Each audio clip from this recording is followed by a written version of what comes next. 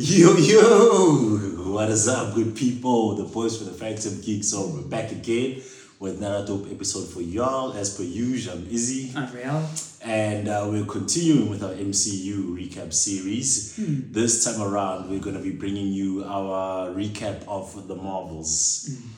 The Marvels, dog. As per always, I'll set the scene of the, shall we say, the landscape when this came out, or rather going a little further back to the original Captain Marvel movie. We recall the reception wasn't exactly that great around it. We watched it and we were like, nah man, look, yes, a lot of room for improvement and growth, but nowhere near as bad as people were making it out to be. And when the Marvels then came out, I don't know, man. It's like those people went and recruited more people to just shit on it even more. Yeah.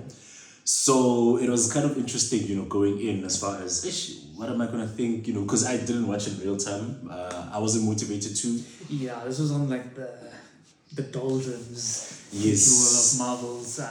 When did it even come out? 23, 24? 20. Maybe early, maybe even, 23, 24 maybe, I want to say, I don't know. Yeah, I was trying to see if I could recall what else had come out around that time. But I just know that it was around that general lull moment that the MCU was having. So yeah, when people were like, it's not the one, whatever.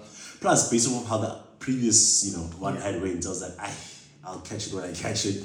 So for this review, it was actually my first time getting to watch it. And my summation basically was,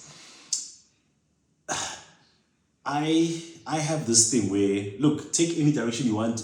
Bottom line, I want it to be good, at the least. When it's not good, certain things become glaringly obvious. One of which, in this instance, is the fact that you could tell that I don't know what the original plan was, but it definitely felt like a movie that was trying to correct for some past mistakes, or maybe even course correct based off of what people were saying, basically. And that being the intention is not the problem, but it coming across is the problem for me. So my summation is, I could tell y'all were trying to scrap a little something together to not much of a success from my perspective. I don't know how you felt about it overall. I mean, for me it was kind of one of those, just not bad, not great. Yeah. You know what I mean? It's just there. And I mean, for what it's worth, we say a lot that not every movie has to be, Avengers level threat, all of that stuff. And it doesn't have to be a major blockbuster, over the top type of thing. There is still such a thing as a nice, fun to watch movie. Yeah. We're happy to have those, but even those have to be done well. Yeah. So like this was fun, but it was missing something.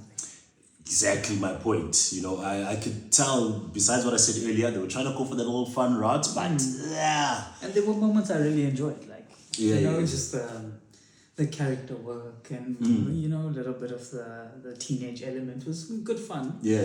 But I think it suffered similar to the first movie, maybe not committing to one thing. Yes. Yeah. It was a mixed bag, and not necessarily in a good way. And one of the other things that stood out is that it also feels like they don't really know what to do with the Captain Marvel character. Yeah. Probably similar to Hulk, you could create this big, invincible character. And how do you make it relatable to people? So they did their level best, and she did come across, a bit more relatable. Yeah. A bit more, less stoic, because in Avengers, Infinity War, am I thinking? Or was it my thing? No, not Infinity War. Endgame is when she came back to. She came in, So very stoic, very I'm powerful, I'm doing this, I'm doing that. Whereas here you could see they try to soften it a little bit. Yeah. I can't fault them for trying. And it did work to an extent, but I don't know if it was enough. Yeah. That's the thing, because if someone were to say, and again, as we've said, a billion times at this point, we're not comic book nerds or any of that stuff. So a lot of the times, whatever they present to us in the movies is what we then take, to be our gospel. But if someone were to say, what's your summation, or just what is the Captain Marvel character about? There's not much I feel we can say, anything real tangible, besides just, super strong space ranger type of thing. But even on that part, I'm like, to what you were saying, they do a multitude of things at once, and you don't do one thing successfully. So everything becomes, a bit half-baked at the end of the day. Multitasking doesn't work for everyone. Yeah, they needed to refine this quite a bit more. So like they did have elements where they tried to, the Annihilator, her backstory, why she's still searching for her memory is great. Trying to figure out her relationship with Monica? No, Monica's the mom. Rambo. Yeah, Rambo, the daughter. Yes. Maria? I can't. Starts with them. Anyways, figuring out their relationship now as aunt and niece. Look, I love Kamala Khan, but for what she is, but I don't. Maybe she wasn't needed in this movie. Yes. Maybe one less item to factor in. Yeah. And then maybe introduce later. Just so you can flesh out that that pain. Yes. That Captain Marvel is feeling. And that's the thing for me, right? I felt like, as I've often felt in the past as well, that sometimes you're just like, what were they even trying to do? Whereas in this case, it's like, there was the story. And you had it. Just explore it properly. Yeah. And for me, how I feel this should have panned out instead is, look, we got her backstory in the first movie, we got the whole Kree connection, fine. This time around, because I don't feel like inherently we need to revisit the Kree. It's like, you did your thing with them, which is also why I use the term Space Ranger, because I thought, especially because, again, in Endgame when she came back, and I'm like, where were you? And it's like, hey, other people out there need my help. So it's like, show her going and doing her thing. It's basically one woman, Guardians of the Galaxy type of thing. That could have easily solved the issue there. But if we need to revisit the Kree, how I feel a better angle would have gone is make it a revenge story on the part of the Kree. Yeah. Because she went, destroyed their world, now the world is like deteriorating and all of that stuff. I guess they did have it because they did mention like she's targeting planets that you care about. But you know what I mean? But like they as we were saying, they had it, but they didn't go for it. Yes, that's my problem, right? Because with them, make it a villain-driven story, if you will. Yeah. Because again, clearly they don't really know, what to do with Captain Marvel. Number one. Number two, it also would have helped with the differentiation, because it would be very easy to compare it to the Guardians. Yeah. So in this instance, it's like, no, in this one, make it a revenge story, because these guys are like, no man, she destroyed our planet. Now we are out to get her, because it almost felt coincidental that they ran into each other. Yeah. The Kree were just trying to, save their planet, find somewhere else to, live and relocate to. And then when she came and said, oh, there's the Annihilator, now let's get her. I was like, if from the get-go that was the mission, show us the suffering, the pain that has been caused by her, show us them going on a rampage, trying to chase her down, and then let, the conflict ensue from there. That was the one thing I definitely would have enjoyed more. Plus, to your point around why was Kamala in the mix, the fact that they also baked her and even Rambo into the story from the get-go is like, you guys you're fishing, you're scrambling. If you really wanted them in, again, following off that revenge story, let them be, I don't know, somewhere down the line, they end up teaming up for whatever reason. You can find your connection, whatever, but still give us that essence of this is a Captain Marvel story. Because now it's like, this is just a pairing for the sake of, a trio for the sake of having a trio. And then we just, have to buy into it by default. So that was just, one idea on my part as far as one of the angles that they could have explored. Because following from that, I don't know how you felt, but even the Kree themselves and their leader, I'm like... Yeah, it wasn't, you know what I mean? They could have shown so much more of the Kree, the struggle. They had the one scene where they was breathing again on their planet, but, it was good, but show us more. Flesh it out. Yeah. And because we've seen the Kree as the villains the whole time in the MCU, Guardians of the Galaxy, all the and of course, all the series of Captain Marvel. Yeah. It would be nice to empathize with them and flip the script give on us us. their Flip the script on backstory. us, Yes. Change the whole perspective of the movie if you really wanted to. Yeah. I think that would have been great. Something different, especially at that time in Marvel where they were fishing for. It was a bit, things. shaky. And I would say I think this was the first Marvel movie in that period which was runtime less than 2 hours. I think maybe this one maybe warranted more time. I'd say a better use of the time they had. Yeah, a better, because again, even that 145, I still felt like not even like necessarily wanting for more, but yeah, it didn't feel potent. Yeah. And like for me, for my, as we're talking about, not using the time. Yeah. I love Nick Fury, but I didn't need him in this movie. Don't you mean Nerf Fury? Because I mean that's how I felt about him this summer. I was like, no, what are you doing to my dude, man? Like, yeah, like that whole thing with the space station and the Flurkins and Nick Fury. Take that all out. Like you don't need that. Yeah, it's like everything they did in the first one. Because look, you've got almost every Marvel movie comes together with the sequels and all of that. You hardly ever build on the first one to this extent. It's like, okay, we see the seeds and then you go do a different thing. Yeah. This one is like, okay, if it was in the first movie, it has to be in the second on every single front. And I'm like, but why, guys? Because even the shift in Nick Fury's character, never mind the unnecessary scenes of all, but I'm like, when did he become like a whole jolly good dad and whatever, like, happy-go-lucky. I still want, that agent type of guy, like the man who's like seen it all and it's just disgruntled and that type of thing. Because we also now at a time where it is one thing in the first movie, that was basically like 95 or something, he's still starting out, whatever. Yeah. Now he's seen so much, he's been through so much, and this is post-blip as well, like, I feel like the wariness that comes after that, I missed a little bit. It was clearly their way of also trying to leverage off of the chemistry that he has with Brie Larson. Yeah. But I'm like, those are the actors, that's great. They do have it. But the characters have a bit of a, different relationship. So let's just try to stick with that. But yes, I agree with you. He was misused to the point of being maybe completely unnecessary. Yeah, in this particular movie. But back to the Kree, the big thing for me, look, I may have missed something somewhere, please correct me if I have. When and how did they get Ronan's hammer? Or is that just one of their tools as the Kree? Because I saw some people even had his outfit and I'm like, was he even a Kree? Like, yeah, so he was a Kree. Okay, so I guess it's just one of the stuff he was, they have. I think in Guardians, he's more on the fanatical side. So like,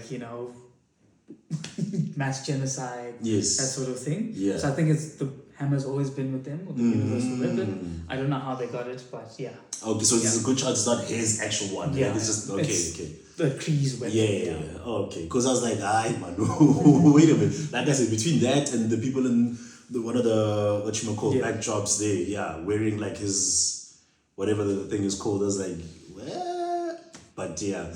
And even, forgive me, I forgot her name now. The leader, basically. Darben. I don't know how you felt about her, but I'm like... I didn't buy it. It's the same theme with everything else we've been saying. It's like, nah, man. Not fleshed out enough. Yeah. And I think not buying it is probably the best way to put it. Yeah. Like, very like... I don't know, the emotion was there, but it wasn't there. Like, it was there, but it wasn't coming through. And I don't know if it was the same for you as well. Because on the story side, yes, there were issues and all. But I almost got to a point of like, I think even the acting is a little lacking on her part. I think so. She's very like non-facial. Like, you know what I mean? Like, you couldn't see it. Yes. And I think that was coming across quite a bit. Like, yeah, for me, especially going to have that as a leader, number one.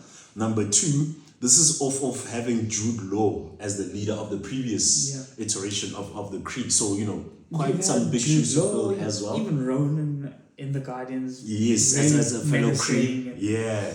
So there were a lot of big shoes to step into. And I didn't really feel that much, coming across from her.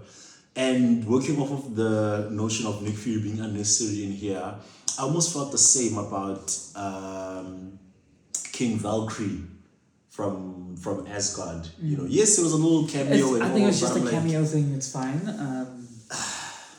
It's just a cameo thing, so I've got no gripes with it. For me, look, but I think they're also trying to ship them as well. That's the thing, right? It's that whole thing of Asgard is not a place of the people, so it's like you relate. No, but like ship Captain Marvel and Valkyrie. I think. What do you mean ship? Like, try to give us the idea that they're an item. I'm telling you. Hey man, keep your wishful thinking aside. No, I'm serious. You think so? Yeah. I think that was like a thing that they were trying. Because I think they're the two bi characters in the MCU. So I was going to say, also, it's Tessa Thompson at the end of the day. So, you know, yeah, she, I feel to some extent, she kind of has that with just about everyone around her. But I didn't pick up on those vibes, is what I'm saying. Not that I'd be mad at it, but I also laugh more because I'm like, Marvel wouldn't go all the way with it. So it's like, why even they were like trying to tease, like drop it there and see it bloom. It's like, do or do not, you know, don't tease us. But anyway, man, I kind of saw what they were trying to do, and I think it's because of everything else, you know, being kind of half-assed / mid, that one felt almost unnecessary. If everything else was done a bit better, then with that part, you know, and to the point of having everything from the first movie come back, even the Skrulls, yet again, they're like, oh, they must be saved or this, that. But I'm like, guys, how many times are we going to keep revisiting the same people, the same thing again and again and again, and you know, just a slight little twist here and there. So that's the thing that irks me about Marvel, or some of the movies anyway. It's just the inconsistency, because there's some movies where you tell, oh man, there's so much polish, there's so much attention to detail, and this could probably like written and rewritten so many times, and then you get these ones where it's like, this feels like a first, maybe even second draft, you know. So overall, you're gonna hear me say this many times throughout this review, that it was disappointing, especially because I actually was rooting for them to do something good, because I love the casting, because the movie, yes, got its own criticism and all of that, but among everything, people also were criticizing the casting of Brie Larson as Captain. I was like, no. The role was perfect for her. They just didn't give her enough with the writing, the support, and all of that stuff. Like, she's just so cool. She really is, cool. Dog. And to like do it with one movie, your first movie is like, okay, finding your feet, but then to come back and do it again, I'm like, guys, what the hell is this? You know. So if you think about, yes, to your point, she was a little stoic and all in Endgame. But whenever she did appear, I mean, we were talking about her going head to head with Thanos and all of that, you know. When she came, when they were like, when all the guns turned up in Endgame, yes. You forgot about her. Yeah. And she came in. And you just see those colors, like, Yeah. You know. And even here, like, to be powerful enough to restart a sun. Yes. Like, again, they've shown us the power scaling. Yeah. Just show us how we can relate. Yeah. That's the thing. Or even if she is like a Hulk character who'll never have a standalone movie, great. I think that's probably best. Use her well whenever she does appear. That's my only gripe. And I feel like in Endgame there were, you know, little crumbs of that, but that was the Russos handling her. So again, it's more a matter of also put the right people in position, you know, where the behind the scenes is concerned, between the writing and the directing, because we've seen with so many of these characters that when certain people handle them, they're amazing. When others handle them, not so much. So I think the scrutiny on them needs to be turned up quite a bit going forward. I don't know, any other standout elements from this? I must say I enjoyed the fight sequences. Especially like with how they swapping each other teleporting, whatever. And I was thinking, like we obviously watch this twice now because you know delays happen, life happens. And I was just like, the cinematography, just to have the smoothness of switching bodies and still continuing the fight sequence. I was like, that you must give props. Because also as nerds, we appreciate like the behind the scenes aspect of some of these things. So I kept thinking to myself, I can only imagine how the rehearsal must have gone, like the planning of the shots. And there was one where I can't remember what movie it was. Like for me, it was like the punch coming down and the body switches, the punch is still coming. Like and there were moments when like, the same camera also like moves as well, and then you like set up the next one. You just move so smooth. I'm like, to sit and design that shot, this is not the easiest thing. So like something maybe you see where the focus actually was, not the story, but rather the action. Yes. And it's like, okay, just take that level of focus and spread it across. But I mean, obviously it's a divide and conquer thing. It's a stunt coordinator would have been in charge of that. So clearly they, knew what the hell they were doing. So yes, on that part I definitely did appreciate it.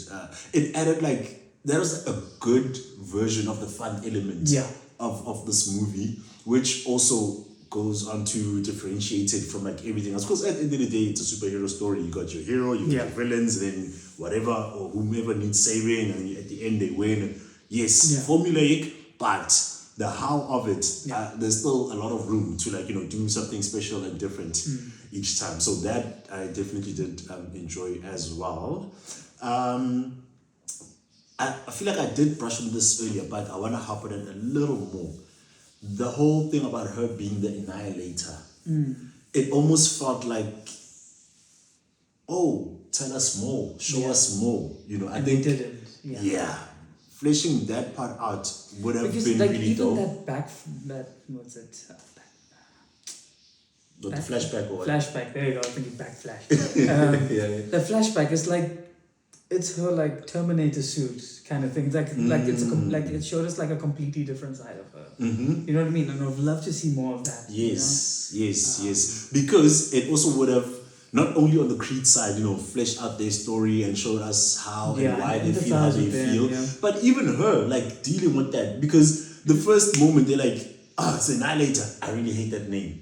So that could have given proper context into how she was also affected on her side, and then how she's been trying to, you know, deal and cope with that. She thought she was doing the right thing, right? Exactly. But then when the consequences come through, classic moment right there that they could have done something with. Not to mention even her relationship with Rambo, you know. Yes, there was something around that, but I think, man, between how she felt about Captain Marvel's abandonment, typically, of her, along with coping and dealing with the loss of the mother, because that we only saw in the flashback sequence, if you will, and then they kind of just moved past it, you know.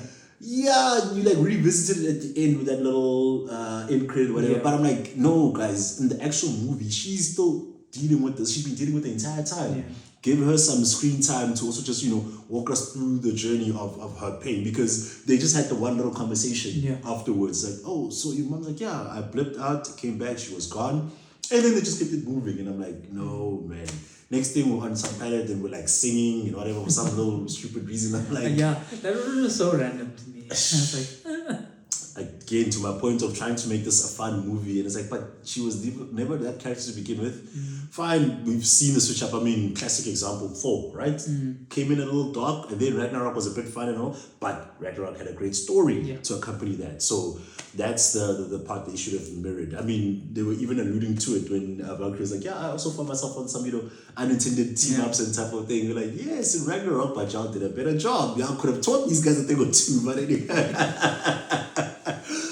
I'm trying to think now if there's anything else. I don't know about you, at the top of your mind, if there is something you want to... Representation of a brown family. Did well. Shout out Kamala and them. Kamala and the family. Like, the mom is just... Actually, I was going to say, talk about the family dynamics element of that. I mean, like, for me as a brown person watching it, be like, that makes sense. The overbearing mother, the super chill father. And and the brother I'm not the deadbeat bigger brother, but you know. But I'm sure you've encountered one or two in your journey. Yeah, so just to see it, give it a little bit of shine. It's cool. And I think to that point, right, because of course Miss Marvel had her debut in her series. I'll admit, I think I watched like one episode or something. I didn't like really follow through on it. But Marvel's series were known to also be pretty bad across the board, save for maybe one or two. But I appreciate, in as much as I'm like, the team up was a bit odd or whatever, but still giving her some, introduction into the MCU space so that the larger audience also just gets to know, not only view her, but I can imagine how many people also would have related to the whole thing of, oh damn, we got some representation, and it's done, fairly well as well, not just adding a person of color for the sake of it. So that part, I definitely lashed on. I was like, oh, that's pretty cool. They hit a nail on the head. The granny always gives the jewelry to the granddaughter. Yes, I remember with the with the bangle. It says like, from the grandmother. It's printed in my family. You got our insider here giving us the real scoop, and then I guess you talk about the end credit scene, which was hey man, alluding to the X-Men. The X-Men, yes. So to my point, yes, multiverse now. Back to the Spider-Man review, right, where I was like, I liked that this is now not just a little sprinkle, but they're like really going for it as far as an precursor to a larger story that's going to come up later, which in that instance was the X-Men. this was also an example where they did like a little sprinkle, you know, where they just showed Beast. Of course, the one is like, hey, they even got, you know, Kelsey Grammer, the OG Beast back in the mix. That's pretty dope, but it was a sprinkle, and then you keep it moving, you know. But even then, they were like, Charles wants to see her, so you know. So even that, you're like, oh, they teasing. So yeah, with Spider-Man like fleshing it out instead of just teasing, that was pretty dope. But back to this one again, it was like, oh, it was like a reminder, because again, if you say they dropped it around 23 or so, that this whole X-Men seed planting has been going on for quite some time, and of course now, as at the time of recording, they recently announced the cast as well.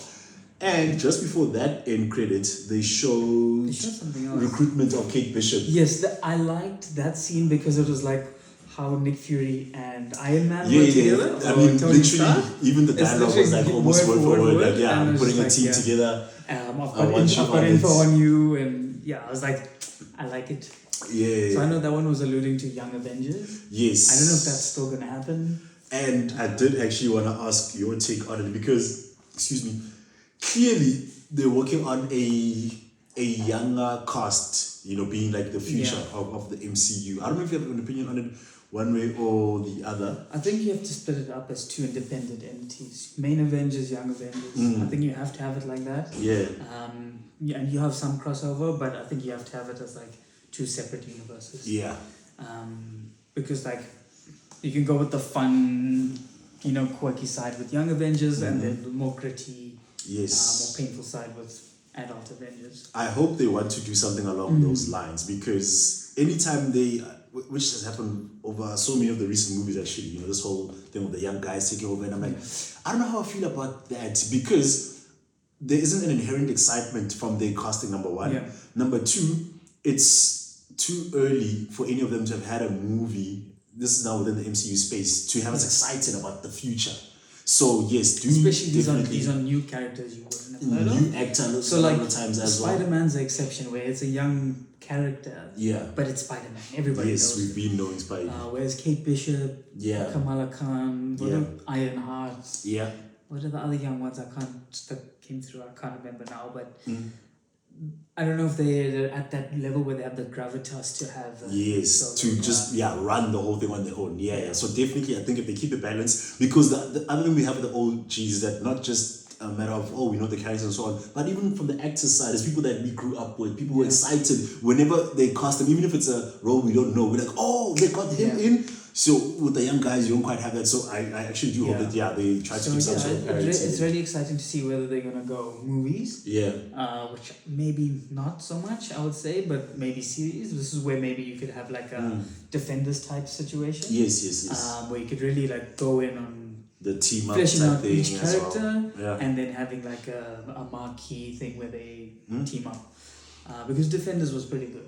Yeah, but they just need to make sure the quality is on point. But again, I also appreciate the aspect of this is how far down the line we're thinking.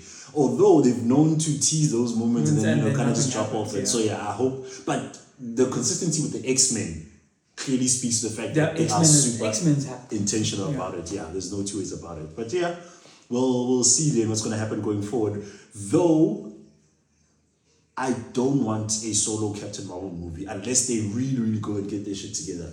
Going forward, I don't think we need another one. Mix them into other stuff, whether it's a series, other movies, Avengers, whatever. Give it the Hulk treatment. Let that just be. Because, clearly there isn't enough. I don't know, it can't be a source material thing. It's just whatever behind the scenes studio stuff. But that's where maybe a bit of a sprinkle here and there, we might get more potency from her. And the same with the other characters. As much as I like them, I like the Rambo character. I like I think is it Marsha now? I forgot her full name. The mother. Yeah. That whole alternate universe thing, depending on whether they're gonna follow that or not. She was the Captain Marvel in the Doctor Strange in the other universe. Now she's an X-Man. Even with this, there's an implication that they're gonna follow on that trail. Yeah. My point is just to have her back in a fuller capacity. I'm keen for that. I enjoyed her in the first Captain Marvel movie, but even just as an actress. Granted, I only saw her in James Bond. As far as anything else, but she's always cool, does her thing. It would be nice to have her back.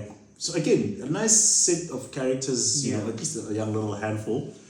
They just need to be handled a lot better going forward. But I'm not opposed to seeing them again. just not in a solo Captain Marvel movie, please. Then I think, man, with that, we've got to the rating portion of it. Out of 10, what are you thinking? I'll say 6. Like, I'd watch it again. Not, Yeah, now for me, I'm on a 5 out of 10. Definitely not gonna be, cracking our top 5, but let's just say a young recap on that. All right, so just a quick point of correction, right? Getting all sucks for one. Yeah.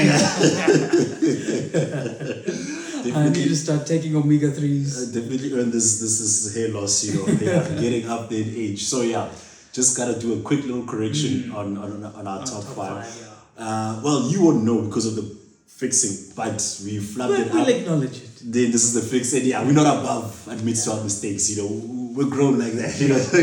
Yeah. So our actual top 5, right? First place we've got Spider-Man: Brand New Day. Shout out to our new entry there. And then we got Avengers: Infinity War. In number 2, we've got Iron Man 1. In number 3, we got Spider-Man Homecoming. Number 4.